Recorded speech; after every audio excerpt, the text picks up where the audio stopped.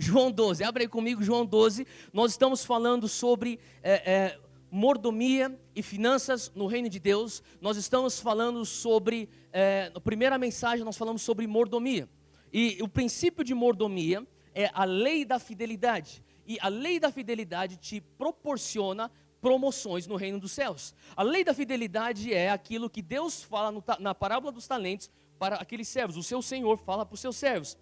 Ele pede a prestação de contas e vai para o servo que ele tinha dado para ele, então, 5 talentos. Ele pergunta, o que é que você fez com 5 talentos? E aquele servo fala assim, mestre, o Senhor me deu 5 talentos, aqui eu estou te devolvendo 10 talentos. E a lei da fidelidade é justamente aquilo que o seu Senhor fala para o seu mestre, para o seu servo, que é, tu foste servo bom e fiel, fostes fiel no pouco, no muito, o quê? Te colocarei. Isso aí é a lei da mordomia, a lei da fidelidade da mordomia. E no reino de Deus as promoções, é por isso que a gente entrou nesse assunto. A promoção, deixa eu falar uma coisa, você tem hoje um punhado ou uma porção ou uma quantia de autoridade espiritual em você. Se você tem fome de andar numa autoridade espiritual maior do que aquela que você anda hoje, eu digo para você, todo cristão saudável tem fome. Tá? Fecha parênteses. Se você tem fome para andar num nível a mais daquilo que você está andando, você vai ter que ser fiel e bom naquela porção que você já tem. Quando você é fiel e bom naquilo que você já tem, Deus fala assim, servo bom e fiel, fosse fiel no pouco, no muito eu te colocarei. Essa é a lei da mordomia. Seja isso para a unção, seja isso para a autoridade espiritual, seja isso para os teus relacionamentos, seja isso pelo teu tempo, seja isso pelo teu talento, ou seja isso até pelo teu dinheiro. Quando você é fiel no pouco, no muito ele te coloca. Agora, domingo retrasado nós falamos sobre a prova. Vocês lembram dessa mensagem? A prova? E a pergunta que eu fiz é, qual prova?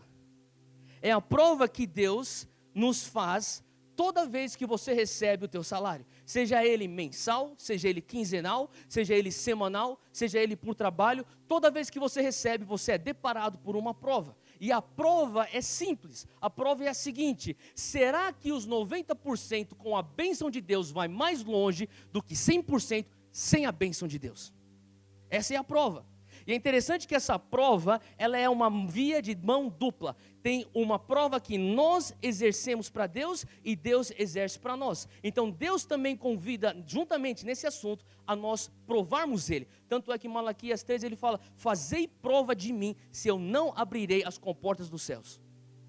É isso que ele está falando. Então, nós falamos na última mensagem sobre qual prova, sobre o princípio do dízimo, que não é algo restrito para dispensação da lei, não é algo que é restrito para o Velho Testamento, mas era algo que existia 500 anos antes da lei de Moisés, existiu durante a lei, existiu enquanto Jesus andava aqui. Em Hebreus nós temos também a menção do dízimo e a prática do dízimo debaixo da dispensação da graça na qual nós estamos hoje também. Então, nós entendemos que o dízimo não é algo restrito à lei, mas sim um princípio que transcende as dispensações. Faz sentido o que eu estou falando?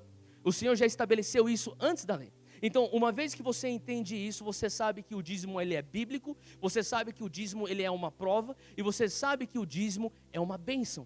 O Senhor fala assim, eu construí e eu bolei esse recurso chamado dízimo para proteger o teu coração de egocentrismo, para proteger o teu coração de egoísmo, para que todo mês você fizesse um check-up no teu próprio ego, para que você não fosse então pego pela avareza do dinheiro e você permanecesse teu coração puro e assim também permitisse com que a bênção do Senhor descansasse sobre os teus 90%, porque eu digo que 90% com a bênção de Deus vai muito, não só mais, vai muito mais longe do que 100% sem a bênção de Deus, e eu sou prova e testemunho vivo disso. Amém?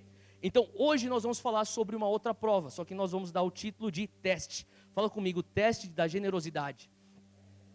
Quantos de vocês já ouviram falar sobre o teste da fidelidade? Não tinha isso na televisão? Acho que ainda tem o teste da fidelidade. Eu sei que talvez começou como uma coisa engraçada e hoje me falaram que é uma coisa não tão apropriada. Mas enfim, a questão do teste da fidelidade é justamente, na verdade eram cônjuges que punham o marido ou a mulher à prova para ver se eles eram fiéis. E a ideia por trás de qualquer teste é que no momento de pressão sai a essência. Vem à tona a essência, o verdadeiro eu vem à tona no momento de pressão. Faz sentido o que eu estou falando? E eu quero falar aqui para você que você constantemente, se você já passou por isso, talvez você nem tenha percebido, mas você agora, debaixo desse conhecimento que você vai ter agora, através da palavra de Deus, você vai começar a perceber que você vai passar por diversos testes de generosidade. Deus vai te fazer passar por testes de generosidade. E o teste de generosidade, ele vai te pôr em situações onde Deus vai pôr em prova o teu coração, se o teu coração é generoso ou não. E das primeiras menções, ou talvez a primeira descrição deste teste na Bíblia, se encontra aí em João 12, que você já tem isso aberto, versículo 1, diz assim: Foi, pois, Jesus 6 dias antes da Páscoa a Betânia, onde estava Lázaro, o que falecera e a quem ressuscitara dos mortos. Fizeram-lhe, pois, ali uma ceia, e Marta servia.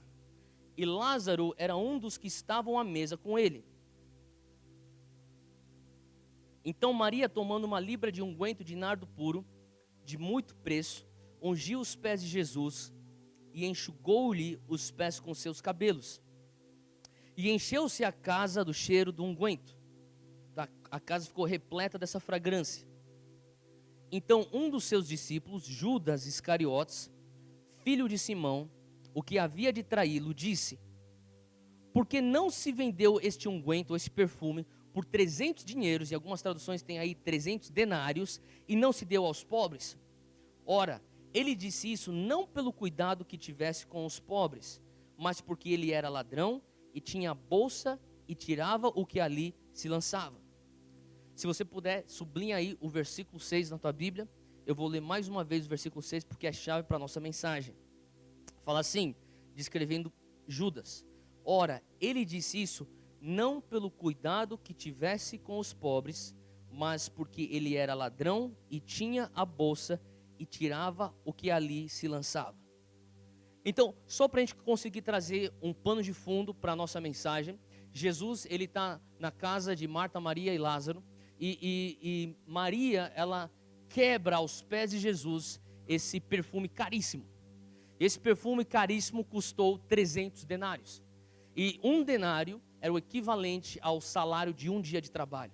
Então, dá para se dizer que Maria quebrou aos pés de Jesus o salário de um ano. Então, você sabe quanto você ganha mensalmente. Pensa nisso, vezes 12. O que é que você faz num ano? Imagina você comprar um perfume dessa quantia. Imagina você comprar um perfume dessa quantia e quebrar aos pés de Jesus em adoração a Ele. Ungindo, versículo 7 a gente não leu, mas diz que ela ungia o corpo dele para a sua morte. E então é isso que Maria está fazendo. E naquela sala, os discípulos de Jesus estavam, e entre os seus discípulos, Judas Iscariotes, ele olha para aquilo e fala assim: o que essa mulher está fazendo? Ela é maluca? Por que ela não pegou esse perfume, vendeu, bateria, e então que ela desse isso para os pobres? E a palavra de Deus diz no versículo 6 que Judas não falou isso porque ele se importava com os pobres. Judas falou isso porque ele era o quê? Ladrão. Agora eu queria que você entendesse um pouco o cenário que Jesus vivia. Jesus, ele era aquele que ele tinha seus discípulos, e não eram apenas 12, a Bíblia deixa claro que eram mais do que 12, mas imagina Jesus indo no seu ministério por 3 anos, seu ministério público, ele ia de cidade em cidade pregando o evangelho. E se você puder resumir tudo aquilo que Jesus fez enquanto ele estava aqui nessa terra, ele fez 4 coisas. Todo lugar que Jesus ia, ele curava enfermos, ele libertava os cativos, em outras palavras, ele trazia libertação de espíritos imundos ou demônios. Número 3, Jesus pregava o evangelho. E número 4, Jesus ensinava o evangelho. Qual evangelho? O evangelho do reino dos céus.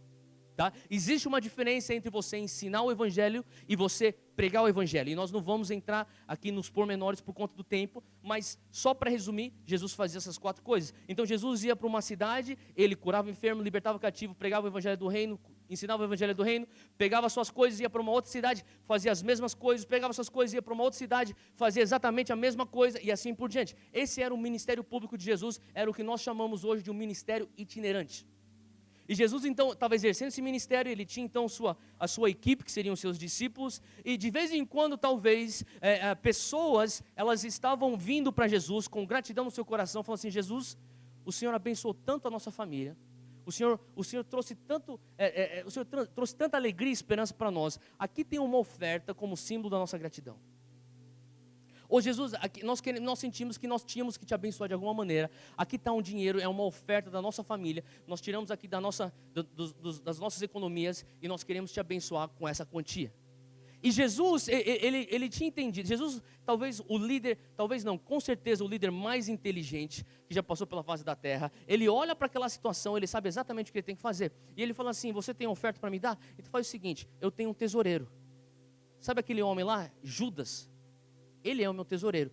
Faz o seguinte: passa para ele a nossa oferta, e Judas vai guardar as nossas ofertas. Agora, dá uma pausa aqui, e eu queria que você pensasse no pior ladrão do Brasil. Já imaginou ele? Tá, não fala quem que é.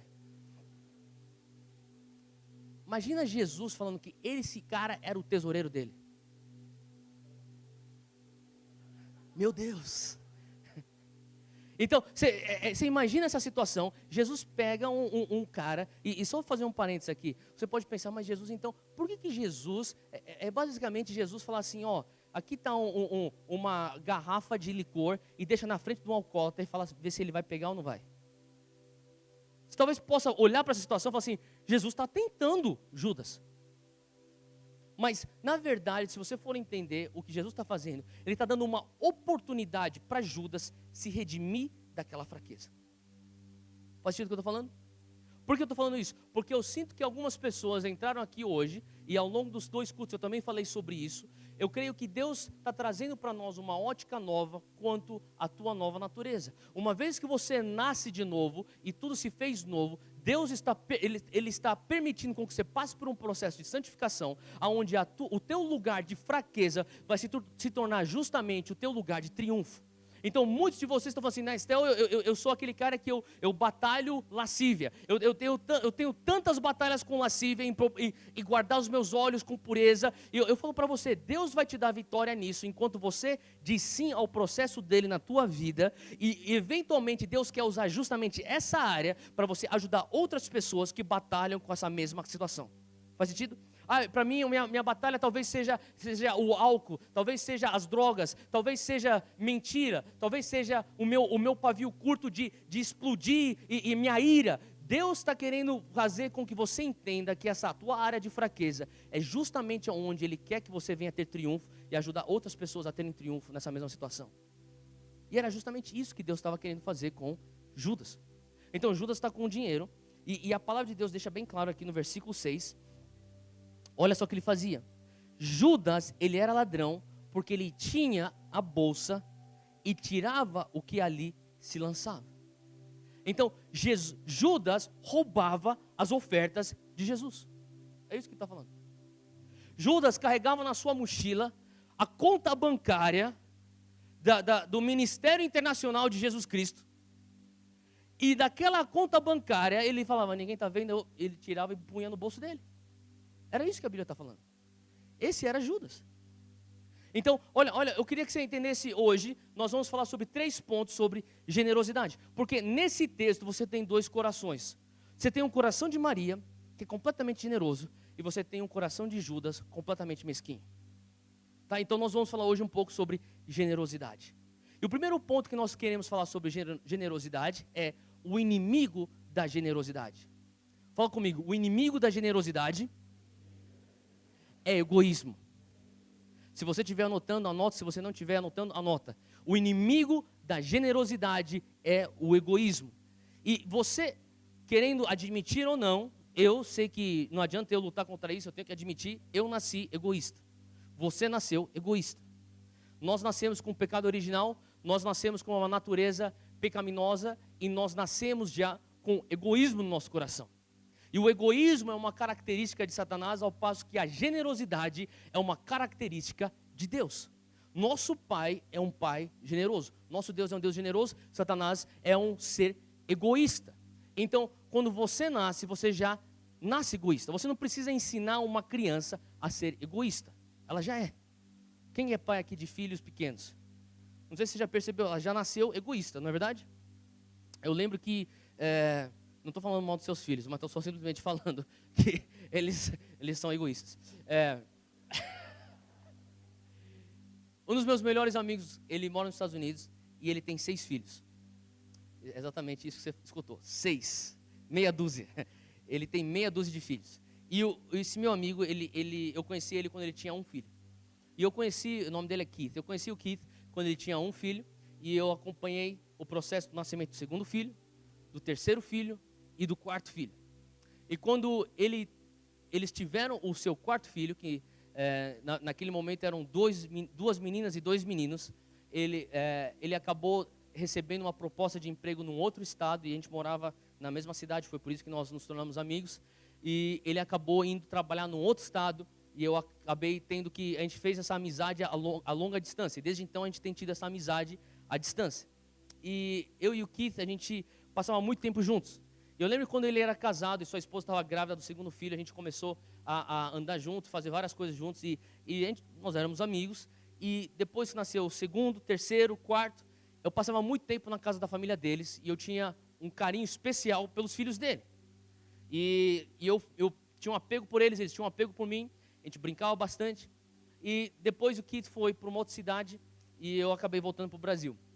E eu lembro que eu falava assim comigo, eu pensava, nossa, o Keith tem 6 filhos, a casa dele é cheia de energia, a casa dele é cheia de vida, a casa dele é cheia de alegria, eu quero ter 6 filhos também. Era esse meu pensamento, 6 filhos. E daí um certo dia ele ligou para mim e falou assim, quando que você está vindo visitar? Eu falei, eu estou indo pregar numa igreja que é 2 horas de distância aí de onde você mora. Eu falei, então faz o seguinte, emenda para cá, passa uns 2, 3 dias com a gente e a gente eu vou bloquear essas datas para a gente passar bastante tempo junto. A gente tira o atraso aí e você fica aqui com a gente, depois você volta para o Brasil. Eu falei, beleza. Então eu fiz os meus ajustes, eu fui para passar um tempo com eles. E isso era na época dos playoffs da NBA. E quantos de vocês assistem NBA ou gostam de NBA aí? Tá certo. Então vocês sabem, época de playoffs tem jogos quase todas as noites, né? Então, de uma costa ou outra costa vai ter jogo todas as noites. E naqueles 3 dias que eu estava lá com ele, as 3 noites nós estávamos assistindo basquete. Eu lembro que uma noite, a gente estava lá com vários outros amigos, todo mundo comendo frango frito e batatinha frita e assistindo basquete, bem saudável. A gente está lá assistindo basquete e a gente está tudo empolgado e esse jogo ele vai para prorrogação.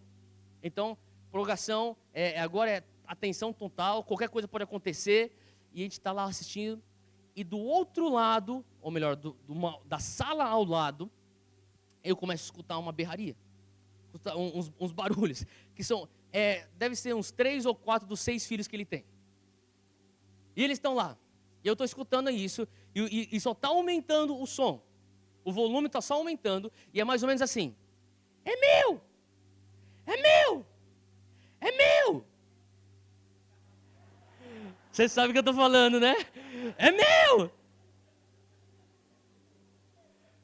Quem é pai aqui sabe o que eu estou falando, não é isso? E eu estou assistindo aquele jogo, e eu estou falando assim, eu sou visita, né? Então eu não posso falar o que dá na minha telha. Então eu estou pensando, por que o cara não levanta e manda os moleques calar a boca? A gente está assistindo o filme, o jogo, cara. Tá prorrogação. Eu quero assistir esse jogo. E ele está completamente, assim, desligado, só assistindo o jogo. Mais tarde eu fui descobrir que quando você tem 6 filhos, você desenvolve um filtro de barulho e você não escuta a berraria, a choradeira, você só escuta, é uma audição seletiva. E naquele momento ele estava selecionando essa audição só para o jogo. Mas eu não estou acostumado com isso. Eu estou falando, por que você não manda eles ficarem quietos? E de repente a esposa dele desce pelas escadas, ela entra na sala, na outra sala, e ela também entra lá junto na discussão. E o que eu escuto é mais ou menos o seguinte: é meu, não quero saber, dá esse brinquedo para você, esse brinquedo é para você. E a criança estava assim, mas esse brinquedo é meu. Ela falou assim, não faz mal, você fica com um brinquedo, você fica com um brinquedo, eu brinco com brinquedos que não são meus, você brinca com os brinquedos que não são teus, todo mundo pega um brinquedo e fica quieto. Em outras palavras, o silêncio vale mais do que a justiça. E naquele momento, aquilo lá era Ufa, um alívio. Mas, sabe, a gente começa a usar esse exemplo de crianças, mas na verdade nós somos crianças. Nós estamos falando, é meu. É meu.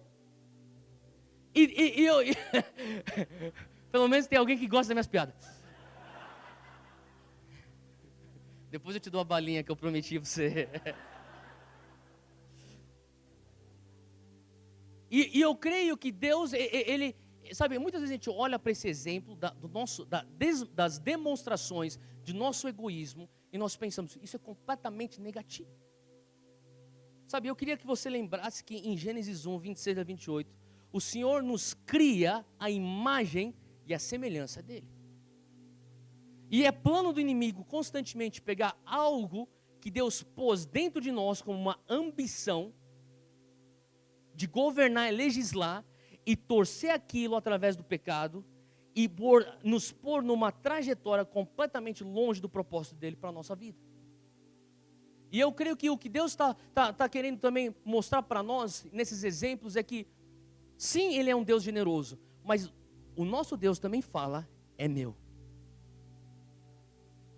Eu não sei se você já parou para pensar nisso. Deus olha para o teu coração e Ele fala, é meu. Deus olha para o teu tempo e fala, é meu. Deus olha para o teu talento e fala, isso é meu. E Deus olha para o teu tesouro e fala, isso é meu. Tanto Ele fala isso, é meu, que Ele escreve isso na palavra dele em Malaquias 3. Trazer os dízimos à casa do tesouro, porque os dízimos são meus. É isso que Ele fala. E sabe, quando você começa a entender o coração de Deus, você começa a entender que tem certas coisas que Deus põe em nossas mãos, que ao longo do caminho nós confundimos e nós pensamos que isso é meu. Quando na verdade Deus sempre falou, não, isso sempre foi meu. Eu estava conversando com uma pessoa sobre justamente esse assunto de dízimo e ofertas, e esse homem, que é um homem mais velho, temente a Deus, um empresário bem sucedido, ele levantou uns pontos que eu nunca tinha pensado antes. Ele falou, Theo, já parou para pensar que você nunca pagou aluguel pelo ar que você respira? É verdade. Você já parou para pensar que você nunca pagou para ter a inteligência que você tem? Você já parou para pensar que você nunca conseguiu pagar para ter saúde? Você pode pagar para remediar os problemas da tua saúde, mas você nunca pagou para ter a tua saúde. Você já parou para pensar que você nunca pagou para ter a ambição de conquistar algo nessa vida terrena? Que essa mesma ambição que você tem de querer subir na vida, entre aspas, é algo que é oriundo do coração de Deus que Ele pôs dentro de você? Você não consegue pagar para ter isso. O que traz muito mais peso, a passagem de Deuteronômio que fala, é Ele que nos dá a habilidade de fazer riquezas. É Deus que proporciona para você habilidade para fazer riqueza. Então quando Ele olha para o teu tempo, Ele olha para o teu talento, Ele olha para o teu tesouro, Ele pode falar, é meu. E eu comecei a analisar esse texto de João 12, e você começa a pensar e entender o coração de Maria, que reconheceu que tudo que ela tinha era de Deus, era dele, de Jesus. E o coração de Judas. E olha só, se você for olhar comigo aí no versículo 5, diz assim que Judas, João 12, versículo 5, nosso texto. Judas levanta uma questão aqui. Ele fala assim, por que não se vendeu este nardo por 300 denários e não se deu o valor aos pobres? Ele levanta uma questão que é oriunda de algo que ele julga ser extravagante demais. Ele fala, não, sabe, isso aí está demais. Eu não sei se você já esteve numa situação onde você viu alguém adorar a Deus de uma maneira tão extravagante, talvez alguém se dar e se jogar aos pés de Jesus ou aos pés da cruz de uma maneira tão extravagante que você fala assim, mas isso é demais. Sabe, infelizmente são frequentes as vezes que eu vejo pais que vêm e falam assim, eu quero que você ore pelo meu filho. O que aconteceu com meu filho? Meu filho está completamente longe de Deus. E daí você ora pelo filho dele, não é por conta das nossas orações, mas pode ser também por conta das nossas orações, mas por conta de situações que Deus proporciona com sua soberania, mas eventualmente aquele filho volta para Jesus, e quando ele volta para Jesus, ele volta com tudo, ele se joga aos pés da cruz, e daí os pais falam assim, mas filho, calma aí, você está sendo fanático demais. Sabe o que eu estou falando? Calma aí, você é bipolar? O que você quer da tua vida? Você quer que ele esteja com Jesus ou você quer que ele esteja longe de Jesus? E muitas vezes, essa radicalidade na busca do propósito de Deus na tua vida vai causar com que inseguranças de pessoas ao teu redor venham vir à tona. E tinha coisas no coração de Judas que veio à tona quando uma mulher adorou a Deus de maneira extravagante. Deixa eu falar uma coisa, a tua generosidade extravagante, a tua adoração extravagante vai trazer à superfície as inseguranças de pessoas ao teu redor. É completamente normal. É completamente normal. Quando você estiver adorando a Deus, quando você estiver vivendo para Jesus, quando você estiver se jogando aos pés da cruz e você começar a escutar algumas pessoas falando, vai mais com calma, acho que você está sendo um pouco demais, acho que você está sendo um pouco fanático. Deixa eu falar uma coisa para você, você está certo, você está no caminho certo, você está indo na direção certa, na velocidade certa. É isso que aconteceu com essa Maria. Essa mulher Maria, ela se joga aos pés de Jesus, ela quebra aquele 300 denários aos pés de Jesus e de repente aquele ato de extravagância causa com que algo no coração de Judas venha à superfície. Eu lembro que quando eu estava trabalhando numa igreja lá nos Estados Unidos, o meu pastor lá nos Estados Unidos, ele recebia muitos convidados, eu era como se fosse um pastor aprendiz, e eu lembro que ele me punha para servir esses convidados. Então às vezes ele falava assim para mim, Theo, eu quero que você vá lá, pega esse carro, vai lá e dirija para esse homem. Eram pastores que vinham de fora, homens de Deus. E eles passavam por lá ministrando. E eu pegava no hotel, levava para a reunião e servia eles da melhor maneira possível que estava no meu alcance fazer. Eu era pedido para que eu fizesse isso e eu fazia isso com o maior prazer. E de vez em quando meu pastor falava, ele me dava como um privilégio, ele falava assim, ó, você pode entrar numa das reuniões, você senta naquele cantinho lá e fica quieto, só observa. Você não fala, só fica observando. E aqui são grandes homens de Deus que se você for lá para a livraria, você vai conseguir encontrar livros, nessa livraria evangélica aqui embaixo, você vai conseguir encontrar vários livros de alguns deles lá. E eles estão sentados lá, eles estão conversando, e eu estou vendo todo aquele bastidor. E eu não posso falar nada, fico quietinho. E eu lembro que uma vez eu estava lá quietinho, e eu lembro que começou a entrar uma discussão. E a discussão era o meu pastor falando com esse outro pastor, sobre um pastor que eles tinham como amigo em comum, que Deus tinha abençoado de uma maneira incrível financeiramente. E esse pastor que não estava na conversa, na qual eles dois estavam conversando, e eles dois tinham ele como amigo em comum, esse homem, Deus pôs ele numa posição de influência com o governo, e pôs ele numa posição de influência na mídia. É um homem que Deus abençoou tremendamente, e por conta de grande visão que ele carregava, Deus proporcionou também a ele uma oportunidade de comprar um prédio numa cidade nos Estados Unidos, onde o mercado imobiliário é extremamente alto, e ele conseguiu comprar um prédio muito caro. E quando o meu pastor falou, você escutou falar do fulano? Ah, não, o que aconteceu com o fulano? O fulano conseguiu comprar finalmente aquele lugar, ele tá mudando a base dele, todo o ministério para lá, a igreja, a editora, tudo está indo para lá, a emissora, está tudo indo para lá. E esse outro pastor, ele falou assim, quanto que custou isso? E ele falou um valor extremamente alto. E a reação desse outro pastor foi, se ele deveria vender isso aí e dar para os pobres. E ficou uma tensão no ar. Você já esteve naquela situação onde você não tem nada a ver com aquilo, só que você está assistindo e você fala assim, agora o pau vai quebrar. Sabe o que eu estou falando? Era bem naquele momento, eu falei, ou o meu pastor vai calar a boca e deixar passar batido como se não escutou nada, ou o pau vai quebrar. E o meu pastor, ele falou, não, eu vou falar sobre isso, eu vou abordar isso. Ele falou assim, você não se importa com os pobres? Eu falei, ixi. Se você se importasse com os pobres, você já teria vendido os carros que você tem, você teria vendido os imóveis que você tem, e você teria dado o teu dinheiro para os pobres. E você não dá o teu dinheiro para os pobres. E esse homem que Deus abençoou, ele é muito generoso, e ele dá muito para os pobres. E por isso que Deus abençoou ele com esse tipo de bênção. E o outro homem falou assim, desculpa, passa o arroz, por favor. E naquele momento, o Senhor, sabe, aquela situação que eu observei foi uma lição para o meu coração. E quando eu li esse texto aqui, eu lembrei dessa situação, porque é justamente isso que está acontecendo. Jesus está falando assim para Judas, o autor, ele menciona Judas, falando, Judas não se importava com os pobres. Judas ficou ofendido com a extravagância daquela mulher. Sabe, muitas vezes no nosso andar, nós nos ofendemos com as extravagâncias das outras pessoas. Não é verdade? Sim ou não? Ou você nunca se ofendeu com as extravagâncias das outras pessoas? Você olha e fala assim, mas também não precisa desse carro, né?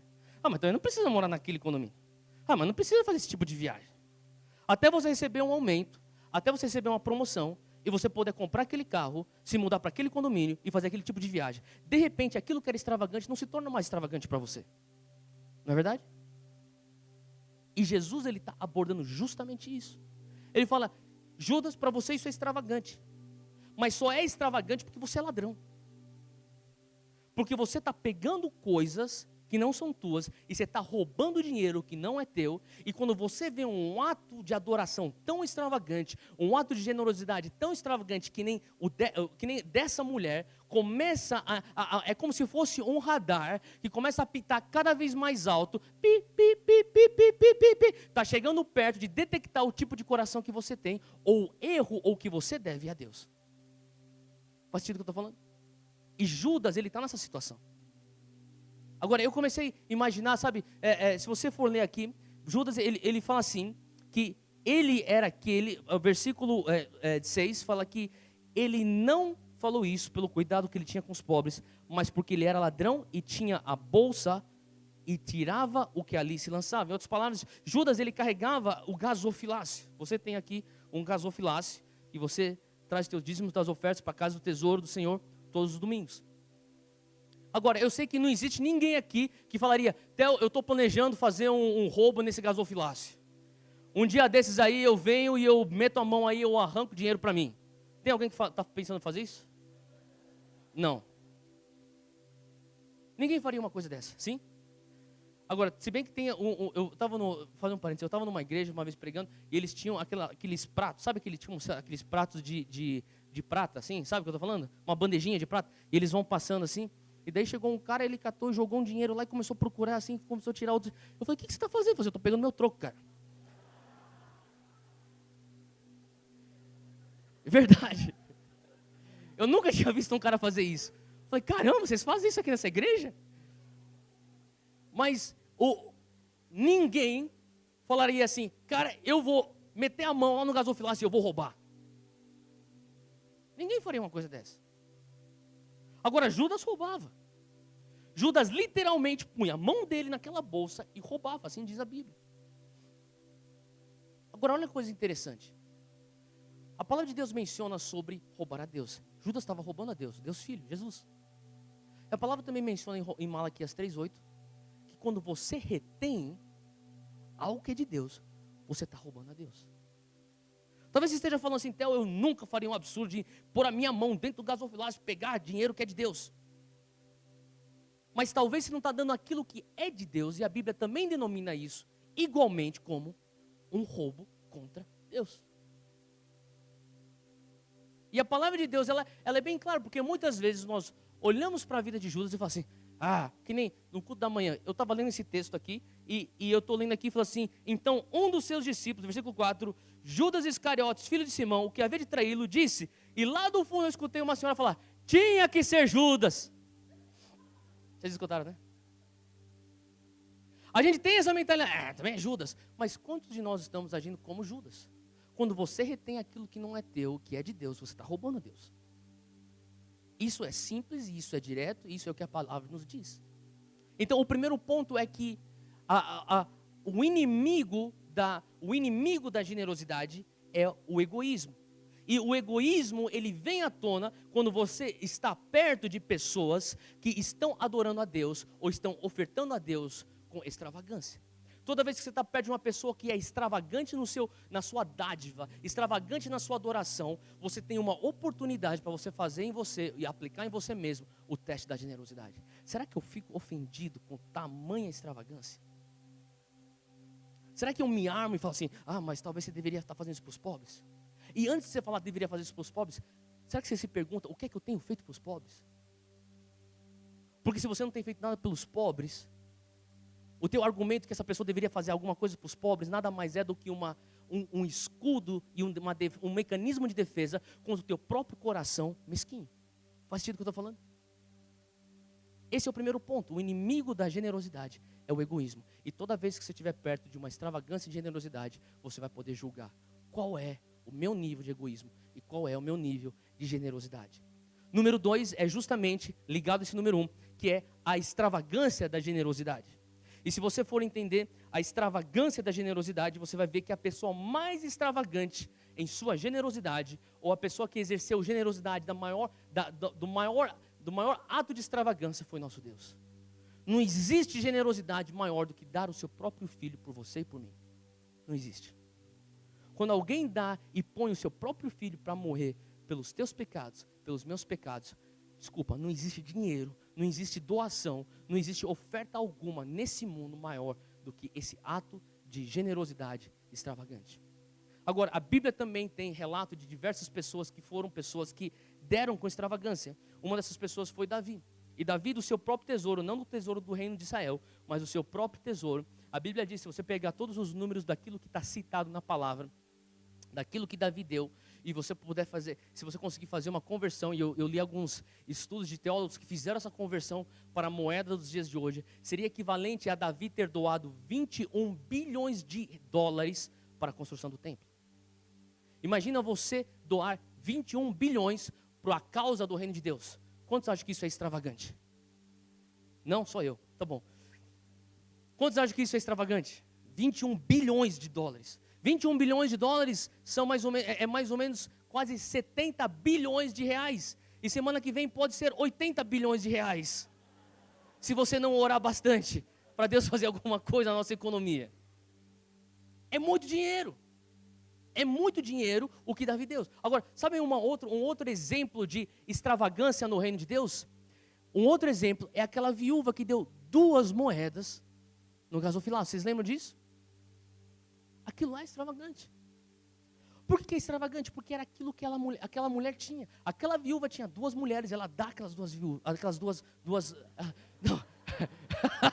Calma aí. 2 moedas. Ela dá as suas 2 moedas. E aquilo é extravagante. Por quê? Porque não tem nada a ver com o valor. A tua generosidade extravagante não tem a ver com o valor. Tem a ver com o estado do teu coração. Maria, da mesma maneira, ela dá com uma maneira extravagante. Ela dá 300 denários. O salário de um ano inteiro, ela joga aos pés de Jesus. Esses são atos de extravagância. Sabe, eu não sei se você já parou para pensar, mas não existe nada aqui nessa terra que você pode dar que vai impressionar Deus. Deus, se eu raspar minha poupança, será que isso vai te impressionar? Não. Deus, se eu vender meu carro e te dar a quantia do meu carro, será que isso vai te impressionar? Não. Se eu vender todos os meus imóveis, pegar todos os meus investimentos, será que se eu der isso para o Senhor, isso vai te impressionar? Não. Deus não precisa do teu dinheiro. Deus, Ele é dono de todo o ouro, de toda a prata, Ele é dono de todo o gado em 1000 montes. Deus não precisa do teu dinheiro. Isso não vai impressionar Deus. Agora, a palavra de Deus deixa claro que existe algo que você pode dar para impressionar Deus. E está escrito lá em 2 Coríntios, capítulo 8. Abre comigo aí em 2 Coríntios, capítulo 8. 2 Coríntios, capítulo 8, versículo 5. Fala assim: mas também a si mesmos se deram primeiramente ao Senhor. Fala comigo, se deram primeiramente ao Senhor. E depois a nós pela vontade de Deus. O que quer dizer isso? Quer dizer que eles se entregaram a Deus. Olha o que a Bíblia está dizendo aqui. Paulo está falando isso para a igreja de Coríntios. Fala assim, eles se deram primeiramente ao Senhor e depois a nós pela vontade de Deus. É a vontade de Deus que você se entregue a Ele. A única coisa que pode impressionar o coração de Deus, quando se diz respeito à generosidade, é você dar o teu coração a Ele. Agora deixa eu abrir um outro parênteses aqui. Existe um texto na Bíblia que eu tenho certeza que talvez a maioria de vocês já escutaram, que é: aonde está o teu tesouro, ali está o quê? Teu coração. Tem outro texto na Bíblia também que Jesus fala: é impossível você servir 2 senhores, ou você servirá a Deus, ou você servirá a quem? Mamon. Por quê? Porque muitas vezes eu pensei: Deus, por que o Senhor não fala ou você serve a Deus, ou você serve lascívia? Ou você serve a Deus, ou você serve mentira? Ou você serve a Deus, ou você serve arrogância e orgulho? Não. Mas Deus fala: ou você serve a Deus, ou você serve dinheiro, mamon. E Deus também fala: aonde está teu tesouro, ali também está o teu coração. Por quê? Porque o que Ele quer é o teu coração. E aquilo que batalha pelo teu coração é mamon. Então, a guerra constante do teu coração é: quem que eu vou servir? O Senhor do meu dinheiro, o Senhor do dinheiro ou o Senhor Deus? E por isso, quando você fala, o que é que eu posso dar para impressionar Deus? Nada. Não sei se você conhece aquela história de São Pedro recebendo aquele homem rico no céu que levou com ele o ouro da terra. Você conhece essa história? Tinha um homem que ele era muito rico na terra, ele morreu, e ele, de alguma maneira sobrenatural, ou de algum macete que só ele sabia e o céu não conhecia, ele conseguiu pôr na sua mala as suas riquezas, e ele levou para o céu. E ele aparece na portaria do céu, e os anjos estão lá para recepcioná-lo, e eles falam: o que você está fazendo com essa mala? Essa aqui é o meu ouro, lá da terra. Assim, ninguém chega aqui com nada, aqui todo mundo chega pelado, sem nada. Eles deixam tudo que eles têm lá embaixo, eles vêm aqui só com as coisas eternas, que é o teu espírito.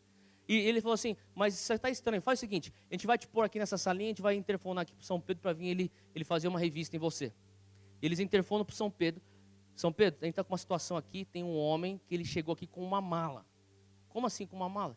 Ele veio com uma mala. Impossível, ninguém chega aqui com uma mala. Aqui o cara vem sem nada. Ele veio com uma mala. Põe ele na salinha que eu já vou entrevistar e vou fazer uma revista nele. Daí São Pedro ele chega e fala assim: o que você tem nessa mala? Isso aqui é minha riqueza. Ele falou assim: mas é impossível, ninguém entra aqui com mala. Mas eu estou trazendo, trouxe lá da terra. Falei: todo mundo que é rico, os caras mais ricos que já entraram aqui, deixam tudo lá embaixo. Eles sobem aqui sem nada. Abre esse negócio que a gente vai fazer uma revista. E ele abre a mala dele e tem barras e barras de ouro. E daí os anjos olham para aquilo, São Pedro olha para aquilo e fala assim: o que esse cara está fazendo com asfalto na mala? Por que isso? Se você não está lendo a Bíblia e você não sabe, porque a maioria que não pegou é que não está lendo a Bíblia. As ruas do céu são pavimentadas com ouro. O que quer dizer isso? Quer dizer que o teu ouro no céu não vale nada. É asfalto. Imagina você ir para trabalhar um dia e você tem um colega teu carregando na mochila piche. Você vai falar: você está maluco, cara? Você vai andar com piche na mochila?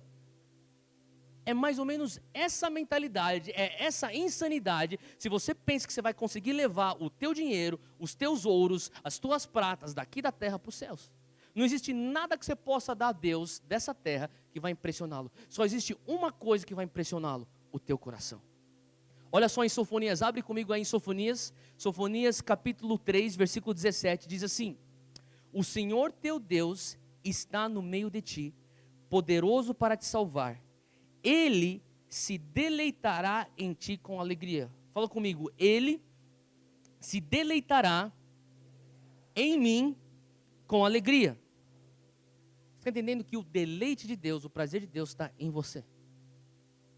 Olha só: calar-se-á por seu amor, regozijar-se-á em ti com júbilo.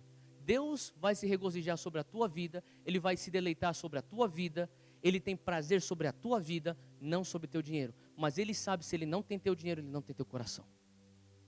É isso que Ele quer. Ele quer o teu coração.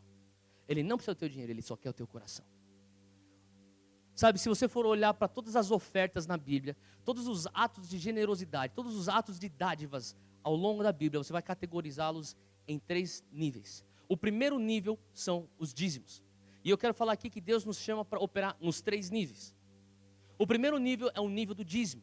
Deus nos chama, primeiramente, primordialmente, antes de tudo, que você venha a ser fiel com os teus dízimos. Que quer dizer que são 10% que pertencem a Deus. Os teus 10% que você não tem a autoridade de falar assim: 5% vai para lá, 13% vai para lá, 2% vai para lá. Eu nunca tinha pensado nisso.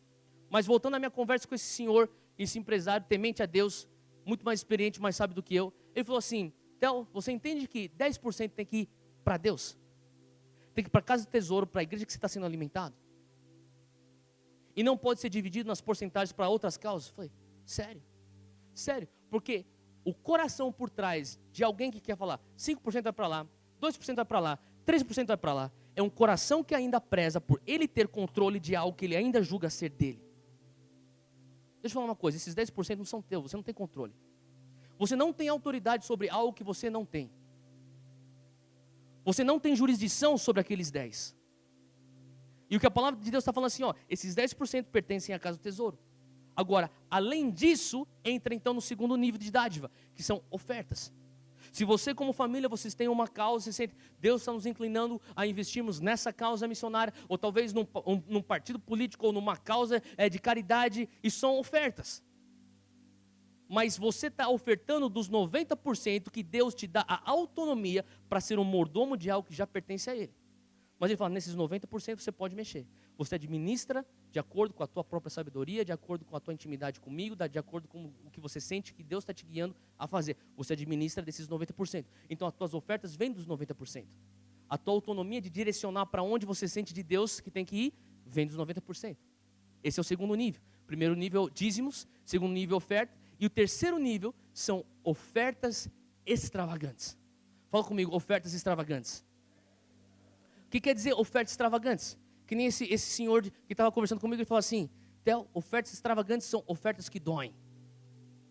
Como assim? Deus nunca te chamou para você dar uma oferta que dói? Ele falou assim, já algumas vezes, dói bastante. E depois que dói? Ele falou assim, depois que dói, eu sou cheio de alegria.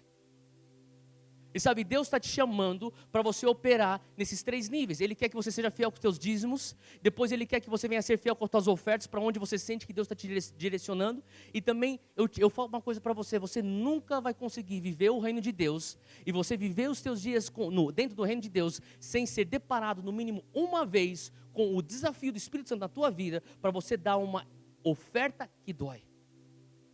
Uma oferta sacrificial, uma oferta extravagante. Se você for ler a Bíblia, ela está repleta de circunstâncias onde pessoas deram ofertas extravagantes. Eu lembro, voltando a esse assunto, contando essa história novamente, pela terceira vez que estou falando essa história hoje, mas eu lembro em 2003, quando eu fui para começar essa jornada nova nesse novo ministério lá nos Estados Unidos, como um pastor aprendiz. Eu tinha largado o Jocum, eu já era missionário, tinha saído do campo, e eu estava assim, Deus, será que isso é de Deus? Eu estava muito inseguro. E eu lembro de uma reunião que eu tive com o pastor. Ele falou assim, eu acho que você tem que listar tudo aquilo que você precisa de Deus, e eu quero que você ore sobre a lista. Eu falei, beleza. O primeiro ponto que eu pus foi um carro. Eu precisava de um carro.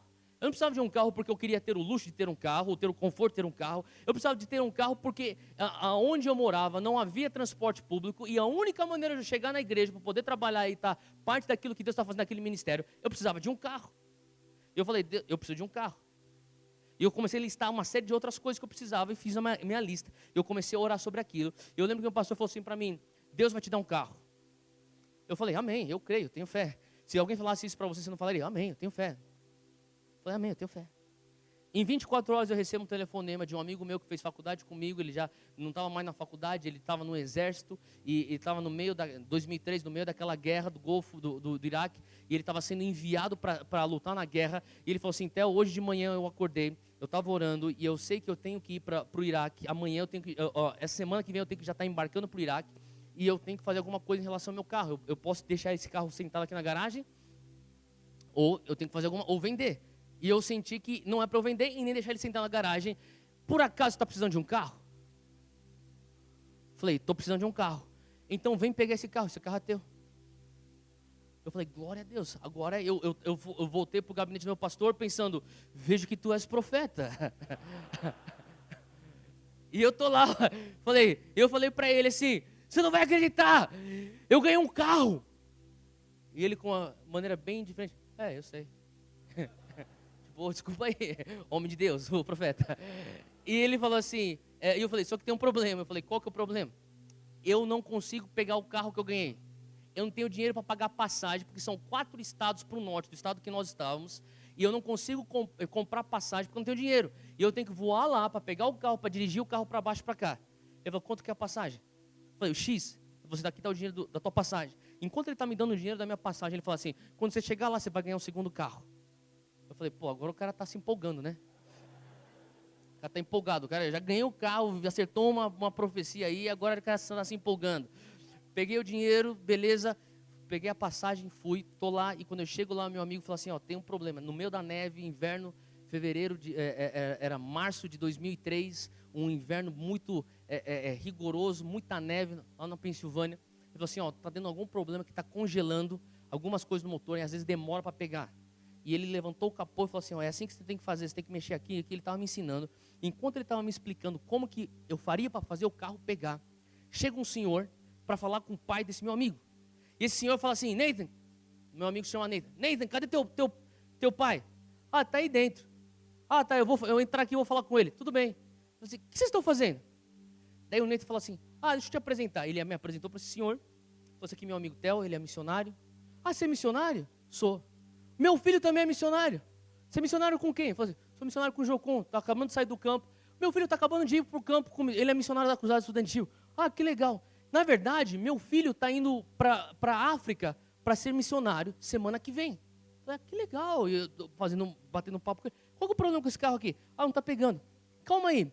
Sabe o que é interessante? Que hoje de manhã o meu filho, no café da manhã, falou que Deus falou para ele que ele tinha que dar o carro dele e não vender o carro dele. Calma aí. Ele liga para o filho dele e fala: Joe, eu achei o cara que vai receber teu carro. Fala com meu filho. E naquele momento, em questão de 48 horas, eu ganhei 2 carros. Eu falei: o meu problema é, como que eu dirijo 2 carros de uma vez só? Eu preciso de uma outra passagem. Eu vou de um carro, pego outra passagem, pego outro carro. Que problema bom para ter. E quando eu comecei a receber, eu lembro naquele momento, sabe, às vezes você não percebe mais os teus atos de generosidade e de generosidade extravagante são encontros com Deus. Naquele momento, naquele ato de generosidade, tanto do meu amigo como o filho daquele senhor que eu conheci na garagem, literalmente na porta da casa do meu amigo, tanto esses 2 atos, eles foram como encontros de Deus para mim, falando: Theo, eu estou com você. Eu estou com você, eu estou cuidando de você. E vai ser assim para o resto da tua vida. Foi assim desde que você nasceu e vai ser assim até você morrer. Eu estou com você. Contanto que você permaneça com o coração generoso. Contanto que você não se apegue pelas coisas passageiras. Sabe, quando você não se apega pelas coisas passageiras, quando você tem teu coração nas coisas eternas, Deus olha para o céu e fala assim: esse coração eu consigo confiar com as coisas passageiras. Porque se eu der bênçãos passageiras para esse coração que está pegado nas coisas eternas, Ele não vai me trocar pelas coisas passageiras. É esse coração que Deus procura. E quando eu comecei a ter esses encontros de dádivas extravagantes, eu comecei a entender. Sabe, Deus, esses encontros são encontros contigo. O Senhor pode usar generosidade extravagante para liberar algo na vida de uma pessoa. E eu saí daquela situação falando assim, um dia, obviamente, imediatamente, quando eu peguei aquele primeiro carro para dirigir, e para quem fica pensando, como é que o cara levou 2 carros? Eu liguei lá para a igreja e o meu pastor falou assim: eu estou pondo meu irmão num avião para ele ir com você aí para pegar outro carro, ele dirige o outro carro e desce vocês 2 juntos, dirigindo o carro. E naquele momento, quando eu estava resolvendo essa situação, o Senhor falou assim: não ouse vender esses carros. Faz sentido o que eu estou falando? O Senhor falou assim: não ouse vender esses carros. Consequentemente, eu dei 2 carros. Eu não falo isso pela minha própria glória. Mas o Senhor falou comigo: eu vou te pôr num caminho onde você vai dar carros. Você vai dar carros. E você vai dar casas. E hoje, casado com o Júnior, a gente fala assim: nossa visão é nós entrarmos num patamar de generosidade tamanho que nós estamos dando imóveis. Por que eu falo isso? Não porque eu quero trazer glória para mim, mas porque a nossa igreja, a igreja com I maiúsculo, a igreja brasileira, carece de exemplos assim. Porque infelizmente a mídia só passa um exemplo deturpado que não representa pelo menos não nos representa. E Deus está querendo falar assim: ó, existe generosidade dentro do corpo de Cristo. E ela tem que ser vivida como uma cultura. Eu li um artigo e você pode entrar na internet, você vai ler esse artigo, mas em agosto de 2014, ano passado, num Starbucks, no estado da Flórida, uma senhora, às 7 horas da manhã, passando pelo drive-thru, ela foi para pagar o seu café, e quando ela dá o cartão para pagar o café, ela sentiu que ela não tinha que só pagar o café dela, mas ela fez uma pergunta: moça, quanto que o carro atrás de mim está devendo para o café? X, põe nesse cartão o meu e o dela. E aquela mulher que recebeu o pagamento do teu café, ela chega naquela janela para pagar no drive-thru e fala assim: aqui para o meu café. Ela fala assim: não, aquela mulher que acabou de sair já pagou para você. E aquela mulher fala assim: não é possível. Então, quanto que o de trás está devendo? X, põe o dele no meu cartão. E daí aquele homem chega e fala assim: ó, aquela mulher que acabou de ir já pagou para você. E essa corrente de dádiva, essa corrente de generosidade, está no jornal isso, você pode ir na internet, você pode ver. Durou 11 horas. 11 horas. E no artigo desse jornal, USA Today, é um artigo grande lá nos Estados Unidos. Se você for ler esse artigo, ele fala que 324 clientes deram sequência a essa corrente de generosidade. Pagando para a pessoa de trás, pagando para a pessoa de trás, pagando para a pessoa de trás. 324. Agora, no espaço de 11 horas, a notícia começou a se espalhar e as emissoras locais de televisão e de comunicação começaram a entender isso. E o que aconteceu? As pessoas começaram, essas emissoras começaram a fazer cobertura daquilo, as pessoas nas suas casas, nos seus escritórios, assistindo o jornal. E isso, o Starbucks está acontecendo, o Starbucks lá do lado da cidade. Todo mundo começou a entrar nos seus carros e ir lá para o Starbucks para começar a participar dessa corrente de generosidade. Uma corrente que durou 11 horas. Eu não sei se você está entendendo, mas o que uma cultura de generosidade pode criar para um empreendimento como aqueles. O que criou. E o que uma cultura de generosidade pode criar para a tua família, para o teu círculo social e para a tua igreja. E eu creio que aonde há generosidade, há a bênção de Deus. Aquele Starbucks nunca vendeu tanto num dia quanto aquele dia. E eu comecei a ser desafiado por Deus. Deus falando comigo, sabe, se você ao menos puder ser fiel com a tua generosidade, não apenas com teus dízimos, não apenas com a tua oferta, mas faça um ato de generosidade extravagante. E aquilo vai começar a desencadear uma cultura de generosidade ao teu redor, que vai atrair a bênção de Deus, que vai atrair pessoas que vão começar a ser infectadas no bom sentido com essa generosidade, e elas vão começar a ser libertas de uma mentalidade de pobreza. Tem muita gente que tem muita dinheiro na conta, mas ainda vive com uma mentalidade de pobreza. Você conhece essas pessoas?